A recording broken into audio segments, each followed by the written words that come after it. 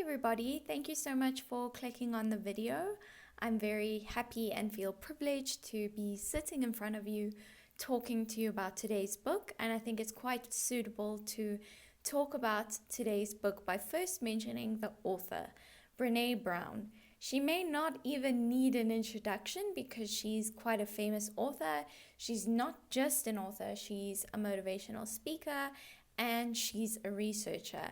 If you haven't heard of her before or watched one of her talks, then I highly recommend that you search her and watch one of them, because not only does she have excellent ideas that she shares with us, but her way of talking and speaking to the audience, whether or not they're right there in person or just if they're watching like me on a video, I really feel comforted by the way that she speaks. And I think that's quite a beautiful thing that you don't always get from motivational speakers. And today's book is not her most popular book, though I think that the title alone is very alluring to me. It's called The Gifts of Imperfection. And I really like this because what Brené is trying to get across, and what I got from reading this book, is what if we didn't try to hide our imperfections and pretend that we're all perfect? What if we actually embraced our imperfections?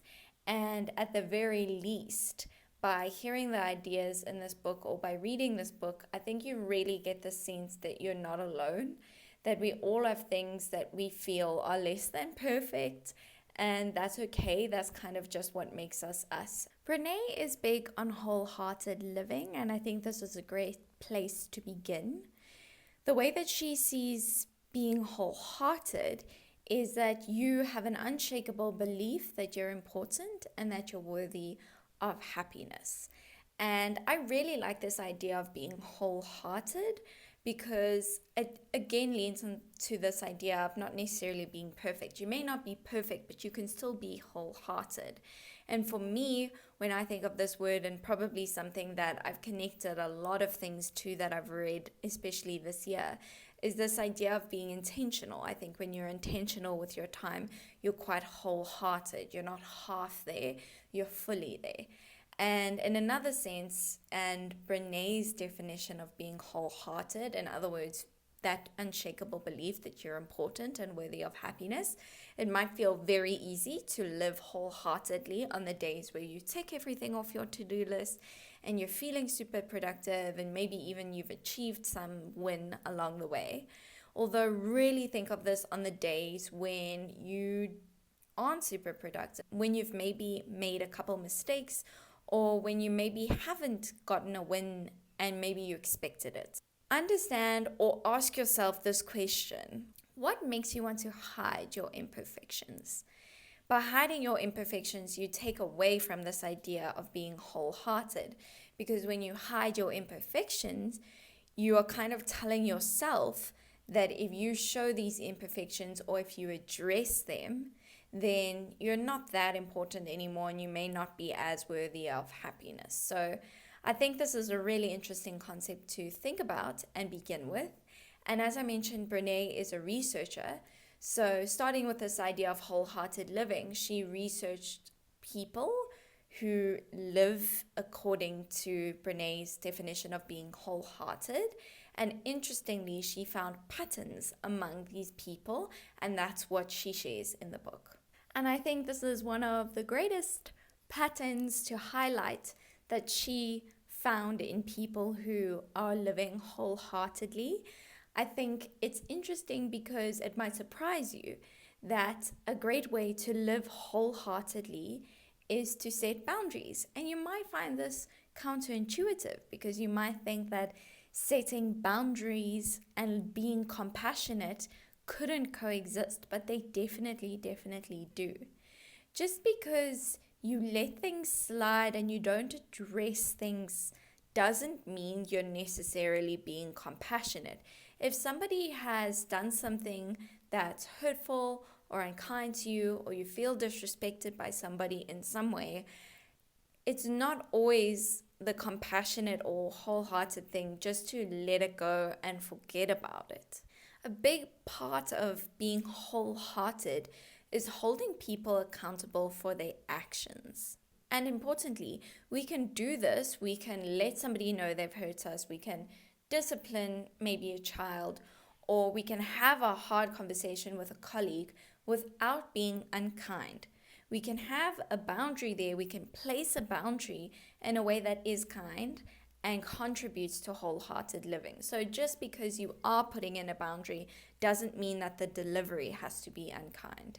And something to help with this that I really like is to separate the actions from the people. So just because somebody has done something that you may have been hurt by or felt disrespected by doesn't mean that that is a whole reflection of that person. That's just an action that they unfortunately engaged in that you didn't like. So it doesn't mean that their whole personality must change in your eyes. It just means that you should address the action. If you're able to have an open discussion with the person about something they've done that maybe didn't sit right with you, you're able to address it there and move on. And you might even find you have more space for compassion for them, because often when you are open-minded and you approach conversations like these and you want to approach it head on, you come to a mutual understanding, or you learn something about that person that you maybe didn't know before, and that just makes it easier for you moving forward. Alternatively, if you continue to let things slide, you don't address it, you don't put up boundaries, you let that behavior slide, it will add up. It will come to a point where you will probably have a reaction you're not very proud of, rather than just setting boundaries and living more wholeheartedly. And I know this is easier said than done, much like almost anything I've ever spoken about. Particularly this, though, I think if you're a person who is quite sensitive, or you identify as somebody who's quite empathetic, it can be very hard to set boundaries because you're often putting yourself in other people's shoes rather than just thinking in your own shoes or how you actually feel. Though putting in boundaries in relationships, friendships, whatever it is a very healthy thing to do. And it doesn't mean that you don't care about that person as much. It actually means you care about the future of your relationship or friendship. Another important aspect of living wholeheartedly that she found in common with her research was the concept of connection. And I'm viewing this in two different ways based off of what I read and how I absorbed it. So the first part is she mentioned something called hypercommunication, which is basically the fact that we are more connected than ever by having cell phones and social media. We can constantly be in communication with somebody who's possibly in another country. And this is great. It's great. I think I don't want to ever demonize social media. However, Brené does say don't be so in communication over your phone and various apps and forget the people that are actually around you. And I think this is a great reminder, and something that I spoke about in the beginning, living intentionally. I think something that fits in very well with this is this idea of being present. So as much as it is great to stay connected with the people via your phone or via apps or on Instagram and share things like that, that's wonderful. Don't forget the people that are around you, and don't forget to be present. Another aspect of this idea of connection is the concept of independence, or saying, I achieved this great thing and I did it all on my own. I completely understand the kind of pride you have from being independent and doing things on your own. And I don't think there's anything wrong with being independent and doing things on your own. But I think part of accepting the gifts of imperfection is being able to ask for help when you need it. Don't be afraid to ask for help, is the bottom line of this. If you are really struggling and there may be somebody you can think of that may be able to help, even if it's just advice, even if it's just somebody to listen to, ask for it. I think in asking for help, you not only probably benefit your future self a whole lot just by getting another perspective or an extra hand, you also set an example that it's okay to not know everything and to lean on others around you. And this creates a very supportive network that's so useful in almost anything you do. Something else that really contributes to wholehearted living that Brené found was addressing shame and fear and not letting it be a secret. And I know that if anything has made Brené Brown quite famous is her ideas around shame and fear. So I'm not going to spend too much time on this because I think that this is something that's very widely spoken about. I do want to touch on it, however, because in hiding or not talking about your experiences of shame and fear, it actually makes it so much bigger. It really spreads. And so addressing shame and fear and talking about it and allowing yourself to feel it allows you to better move through it, let go of it, and have space for other things in your life. And this reminds me of a podcast I recently listened to with Ali Abdaal. I can leave the details down below on that specific podcast. But something that they mentioned in that I think relates to this quite well is it's not always the emotion itself that makes us feel bad, but our avoidance of feeling that emotion that makes us feel bad. So it might not be shame that gives us that heavy feeling in our chest or that feeling like you might want to cry, but it might be an avoidance of shame and avoidance of even feeling that emotion that might give you those sensations. So it's something to think about, that if you avoid feeling or talking about your experiences of shame and fear, you're kind of telling yourself that you're not allowed to feel or think about those things and denying yourself the right to feel or talk about things that really impact you is a very harsh way to live. So to make this actionable, I encourage you the next time you feel fearful of something or you feel ashamed of something, think of somebody you really do trust and just share that with them. Much like asking for help, as I mentioned previously, not only does this help you in just putting that out there and getting one step closer to moving through your shame and fear, you're also setting an example that vulnerability is okay and that there's a lot of beauty to be found in being vulnerable. Another commonality that Brené found amongst people who live wholeheartedly was authenticity. And I'm particularly passionate about this subject because I'm a life coach and I found that one of the most powerful things in achieving goals and feeling fulfilled is living authentically. And a step to being able to do that is to live in alignment with your values. And I know that many of us may be aware of some of our values, but you may not feel fully connected to them. Knowing your values is so useful because when you know your values, you can make decisions, big and small, that are aligned with your values. So when you do something, it's not because other people want you to do it, it's because it's connected to your values. And importantly, no values are wrong. The value of kindness is just as valid as the value of honesty. But if your value personally is kindness, you may act differently than a person who values honesty. So this is why it's important to be aware of them, because it feels really icky, for lack of a better word, to be living day to day and feeling out of alignment with your values and who you truly are. A great way to really let this sink in is thinking of somebody who you feel truly lives authentically. Just think of that person for a moment, picture them in your mind. They may be really, truly enjoy the things that they do because they're doing it out of a place of authenticity, not trying to be like others or not from a place of comparison. And I hope that it's a really great example for you to practice authenticity, because it's not a switch, it is a practice. It's something that you can do and prove to yourself over time. I think an important thing to attach to the concept of authenticity is the fact that when you are living authentically, other people may not like it and they may even make that obvious to you. And I think one of the better ways to explain this is with gender norms or gender expectations. If people expect being feminine to mean being quiet and looking a certain way and being small, taking up little space, And if you authentically perceive being feminine and want to live being feminine as being bold and being strong and being independent, then another person may actually not like that and may express that to you.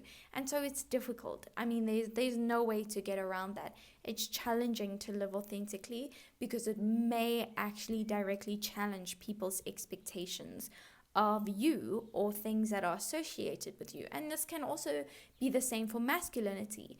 Some people may expect masculinity to be strong, to be quite stoic, and maybe your version of masculinity and being authentically masculine in your own way might mean being quite in touch with your emotions or passionate and showing that passion. Then that again might challenge people's expectations, and they may not like it and they may make that obvious. And I know it's challenging. I know it's really hard to show something that is really authentic and close to you and to maybe have that be judged. On the flip side of that, however, I really want to say that the people that do accept you and love you for the way that you authentically live, they are truly your people. Although it might be challenging to find these people that truly accept you, once you do, you can really be yourself and be free in being yourself. And I really think there's actually few people that can say that they are truly free to be themselves around their friends. One of the last concepts that Brené speaks about that I really like is gratitude. And I think this comes up again and again in many different books that I read, which shows that gratitude is important and could probably serve many different people in different contexts. However, Brené offers a different perspective on it that I really enjoy. Brené connects gratitude and vulnerability by saying if we can't embrace vulnerability and turn that into gratitude, we will struggle to feel joy to its fullest because we're always going to wonder when that's going to expire, when that's going to end. So let me explain this further by giving you an example. Have you ever achieved something that you were really looking forward to, a goal you had set out for yourself, and once you get there, let's say a job, you really wanted a job and you really worked for the interview, you got the job, and once you get there, you feel, oh my goodness, I might be fired from this job if I don't perform super well in the next month. And then maybe in the next month you do perform super well, and once you get there, you're like, oh my goodness, now I've set an expectation of how well I must perform. If I don't perform this well in the next 6 months, I'm going to be fired. Do you see that you don't give yourself the space to really enjoy achievements or really bask in the joy of getting to a certain point because you're worried it's all going to be taken away? And this, Brené says, comes from shielding vulnerability or not allowing yourself to be vulnerable. So when you feel vulnerabilities come up, think and ask yourself, how can I turn this into gratitude? And notice how that might let you give yourself the space to experience joyful things more. We don't often face vulnerability because we avoid these dark things in life, but that doesn't mean that they go away. Actually, they become a lot bigger in your mind. When we feel the dark things in our lives, they become really big and they may even cast a shadow over the joyful things. So if you feel a dark emotion, if you feel more vulnerable, speak about it, don't hide it. And in actually processing and allowing yourself to feel the dark emotions or the heavier emotions, you can feel the full extent of lighter emotions and the happier emotions. So understand that there's a balance and that it's okay to feel heavy or to feel down, and that it's also okay to make that known and to speak to others about that. I really enjoyed this book, probably as you could tell. I think it's really amazing to be able to embrace your humanity. We are all imperfect, and it's quite silly in a way to pretend that you're not. I think we always try to show the best versions of ourselves, which is good. I also think that the best version of yourself is somebody who embraces their quirks. So I think that it's a great mindset to have, to embrace the things that make you imperfect and make you you, and to really get good at embracing that, because not only does that make you feel aligned and make you feel that you are accepted by yourself, but it also tells people around you that it's okay for them to embrace their imperfections too. So please leave a comment down below on your thoughts on this book and give it a like and subscribe to my channel. It really does support me and it allows videos like these to reach more people. Thank you so much for watching.